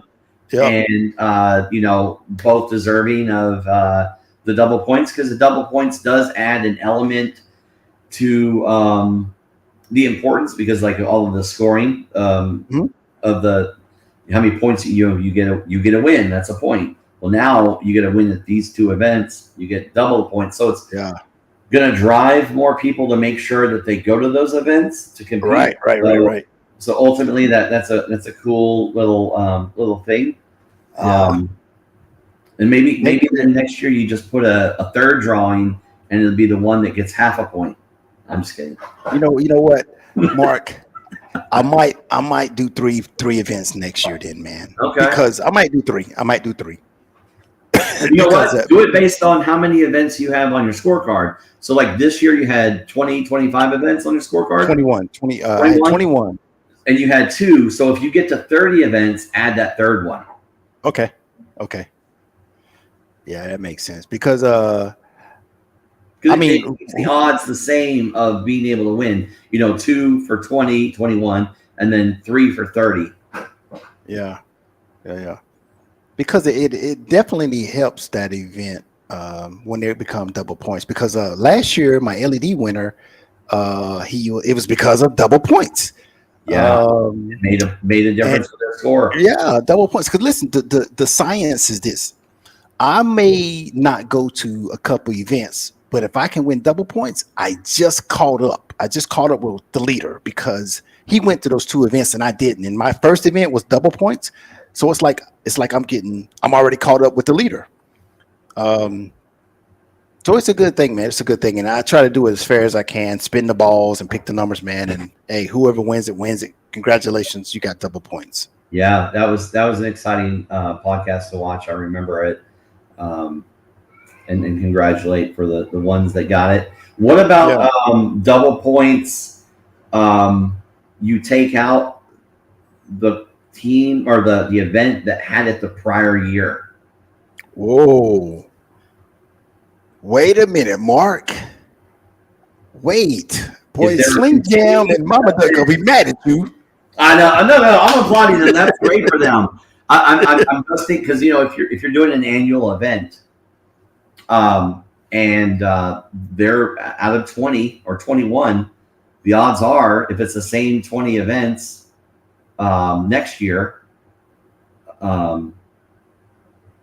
there's a chance they have a 1 in 21 chance. Actually, to get it, basically a 1 in 10 chance of. That's a pretty good odds of possibly being the same one to get it again. So I don't know, man. That's a bold statement. I just gave you an idea. Yeah, you take them out for you can't have back-to-back years of double points. Yeah, but then again, Mark, you gotta pay to get on the scorecard. So how can I let them pay me to get on the scorecard, but you can't be in the drawing for double points? I don't know. I have a bad idea sometimes. I don't know, man. They crucify me. Let me think here. Yeah, they crucified me. But I like that though, Mark. I like that. How about if you win double points, you got to pay double? You get a what? You got to pay double. I don't know what it cost. You said that the company, they're paying to be on there. Well, you gotta pay to get on the scorecard, because I use those funds to buy these belts I'm buying right now, Mark, they're taking all my money because I got this problem, Mark, where I always try to get better and better and better and bigger and bigger and bigger Yeah, belts. yeah. And when you try to get better and bigger and better and better belts, the price is bigger and bigger and bigger and better. It is, and everything's going up in cost. It's just Oh like God, Jesus Christ! I you told the remember. guy, I bought Mark. those last year, and they were cheaper. Now it's $18 more. I mean, it just keeps adding. Yeah, I told the Yeah, guy yesterday that I ordered my belts from. I said, "Hey, man, I'm the same guy for the last 4 years, man. I'm the same guy." yeah. And you probably brought him business. Yeah. Because somebody And else. he subscribed. He subscribed. Yeah, yeah. I mean, what I'm saying is you probably brought him business because you bought those belts, and then somebody, some event said, "Hey, Yep. where did you get those belts? I like those belts. I've Yep. seen the other Yep. belts." And you were like, "Here's who you go to," and you probably promoted them as well. Oh yeah. Yep. Definitely. Definitely, Mark, man. It's a lot, Mark, man. But I think 2026 is going to be phenomenal, though. Once we work out these things we need to work out, I think it's going to be a great year, man. A great year. I love that positive vibe. I believe the same. Yeah, it's going to be a great year. Um, Only time will tell. Uh, so we shall see, Mark. We shall see. What kind of other ideas do you think? Are there any questions in the comments? Like other things like our Yeah. hot topics right now in the chat? I know Yeah. that Well. D Nice is saying that Well. they need to have the best looking people. So I know that means I won't be able to be there. You don't want me at your event. Yeah. Hold on. We got a super chat from Mr. Press Play, aka Lucas, aka Graffiti Bike, aka I vote DJ D Nice to host Sling Experience 2026 sound competition. All right. Thank you for that super chat, sir. I read it again. I vote DJ D Nice to host the Sling Experience 2026 sound competition. That's DJ great. Today I made a post on Facebook. I said I was talking about putting these events on, and I shared a picture and a couple of my own thoughts. And I said, if you want to be part of these events that I'm putting on, Sling Experience, Slingshot Showdown, and you want to help, or you think you have something that you can bring to the table, I'm not hard to reach. So, D Nice and I hung out and partied in Tampa recently, a couple months ago, and we got to talking about some of our similarities and our experiences in our pasts, in our lives, and I find that a lot with a lot of people. We are all the same. We're more alike than we're different. We may have, I don't like that judge, or that event did this, and they were on our date, or I can't believe that happened. They wasted my time, or something. But if you take away all those things and you look at us together, us as a community, I mean, we all like a slingshot in the first place, so we all have the same thing. So that's what I'm reaching out to people. Like if somebody thinks they have something they want to contribute to Sling Experience, or a way to make it better, or join a committee, reach out to me. I'm not hard to reach. Let's talk. Yep. Nice. So Lucas, Mark. and So D Nice, homie, take a listen to that. Yeah. Or actually come to Slingshot Showdown and talk. Let's talk about it in person. So, Mark, how do you feel about being the last show of the year, sir? It's it's do or die, or for some of the competitors, right? Is there and it's not always about number one. You might be able to move up from 7 to 5. Yeah. So that's that's pretty cool for everybody to know, if they can come and they can get in their position on the scorecard. This is your chance. So you Yeah, yeah. better make it happen. Right. You got what, 4 days till Saturday, so you got enough Right. time to plan if you're considering it. And I do got to apologize that for a while there I hadn't gotten the date, I hadn't gotten the flyer out, so maybe there might be some people that might feel like that they didn't know about it. But there's definitely a reason, and the reason was, there was another event on the same date, and I wanted to go to it. I wanted to go to the other event, but they announced the date after our date was already established with the Slingshot Showdown. It was there since the end of the year in 24, because we already knew when the Lone Star Rally was, and I think some wires got crossed, and there was this other event, and I was kind of bummed out for a little while about it, because I was like, man, how am I going to put on an event on the same weekend of this other event I want to go to? Mm-hmm. So that, like I said, that's my reasoning. And I know everybody that messaged out to me, hey, when's the event? Are we still doing it? It's like, finally I was able to say, yeah, we're doing it. Just the other event luckily got moved. I think it got moved 7 weeks ago only. So I was able. Then I was like, okay, we can still do the Slingshot Showdown. And we originally had said Galveston, and I know that's why you have it on there, because that's where the Lone Star Rally is. But we actually found our event location in Kemah, Texas. Okay. Yeah, but being the last event of the year is pretty cool. Yeah. Yeah, let's see. You were on my scorecard. You were number. Hold on a second. Let me get my stuff going.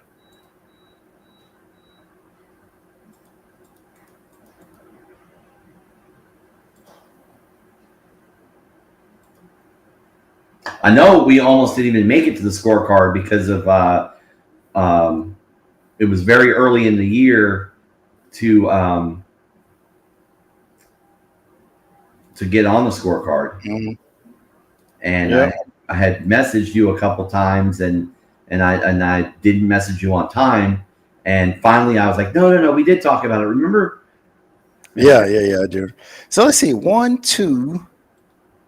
Oh, you were number 3. You were number 3 this year. Number You were three. Number 3. Yeah, number 3. You had Big Easy, the ATX, and then you. All right, and now you're last. Slingsford was the third, and then Slingshot Showdown was the last one. Yep.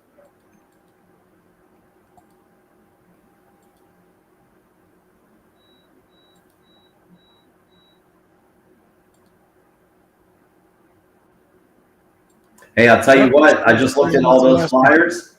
I think the best flyer of the year goes to Space City Sling Jam. You think so? That's my vote.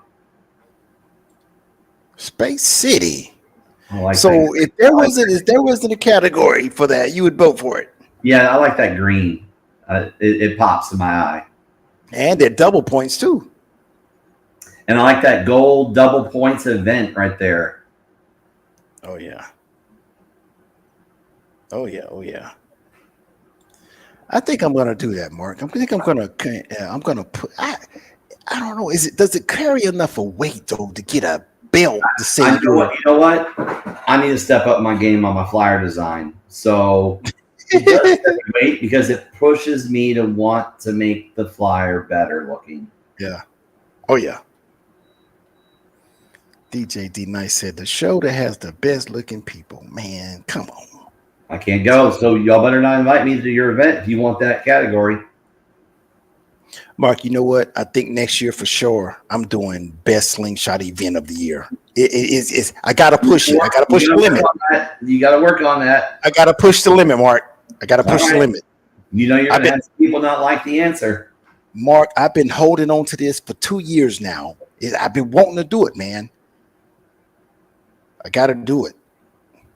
I just got to figure out how to grade it, how to judge it. I just got to figure it out. I Yeah. can't do the most competitions or registrations for an event because that's going to be about sound and LED. It's got to be based off of can't do. I got to do something that I can physically count, something I can physically see, something I can physically grade. Because what if I did? They gave out 50 trophies. The other people gave out 40 trophies. I can't do that because I really can't count the trophies. I really can't. I don't know, but I got to figure it out how to judge it because that's one category that needs to be out there, man. If you have a phenomenal event, you need to be rewarded. You need to be recognized for having the the the, the best event, slingshot event of the year. You need to be recognized. Yeah. Yeah. Maybe I do a first and second. Maybe I do a first and second. Second place. There's no that ain't a There's no trophy. such. That There's nah. no. Say first place. Don't do second place. Oh my god! No one wants that. Nobody wants to take it, huh? Nah. I wouldn't want to know that I was second place. I just want to know that there was someone better. Cool. I've got something to strive to make better. How do I make myself better? Yeah. All right, guys. If you're in the chat, guys, or if you watching this live later, if you have an idea how I can grade or select the best slingshot event of 2026, let me know how I can do it, guys. But Mark, man, thank you for coming on, sir. It's like an 1 hour and 52 minutes, man. If there's anything else you want to say with your event for this weekend. Yeah. We went over pretty much everything that I can think of. Thank you for being thorough on that. Thank you for having us on. Big shout out to House of Sound, and I just can't wait to party and do the slingshot stuff with everybody that's coming to Texas, locally and from afar. So I'll see you in a couple days. And if anybody needs anything, message me. I'm a DM away. Text me. You can try to call me, but it's just best to message me. All right, sir. Well, thank you so much. Thank you for having me See on. you later. All right. Bye.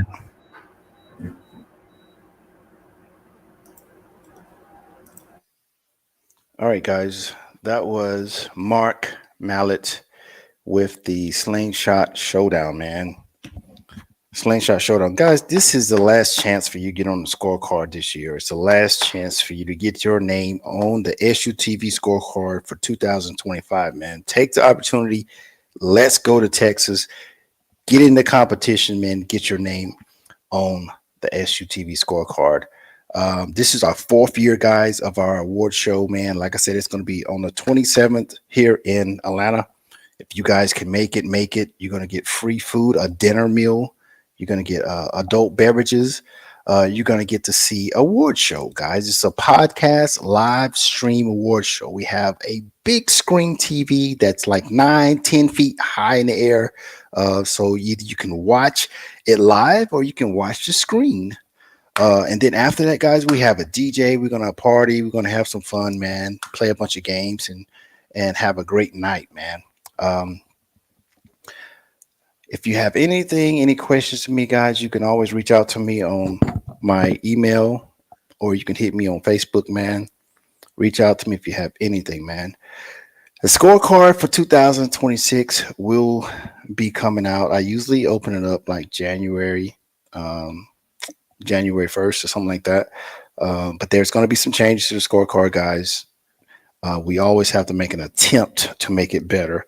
Once you see that the adjustments need to be made, you have to make the adjustments. And like I was telling Mark, guys, I'm trying to figure out how I can recognize more people than sound or the equal amount of people as in sound. So we had the Cougar of the Year, we had the Vendor of the Year. I think I'm going to do Slingshot Event of the Year 2026. And I want to find 2 more categories, man, so that I can have more people in the community being recognized on my platform. It's important to me to have more people recognized on my platform because my platform is way more than just sound.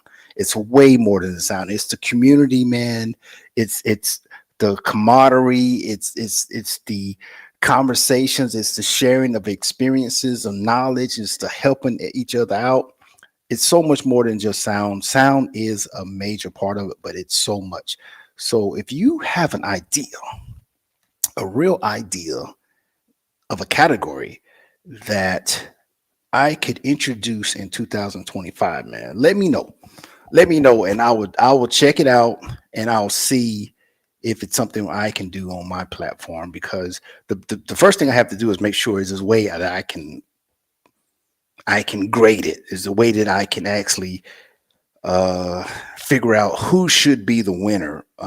So it can't just be something that I'm just going to give out. I have to have some kind of criteria to how I'm going to figure out who should accept, who should be awarded this award.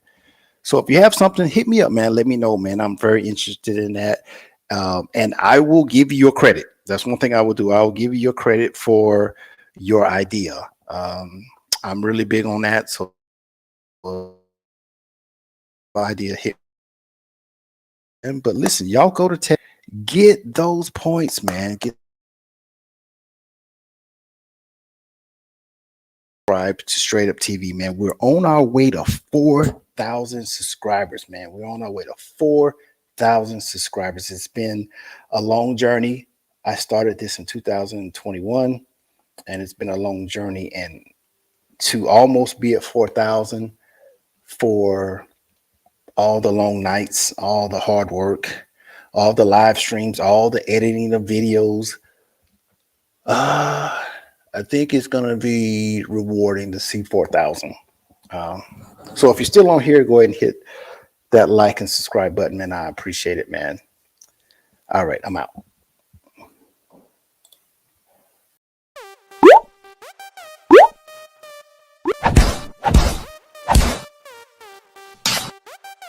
Listen, I thank you guys for taking time, man, to get on Straight Up TV, man. I am your Slingshot platform, man, for YouTube.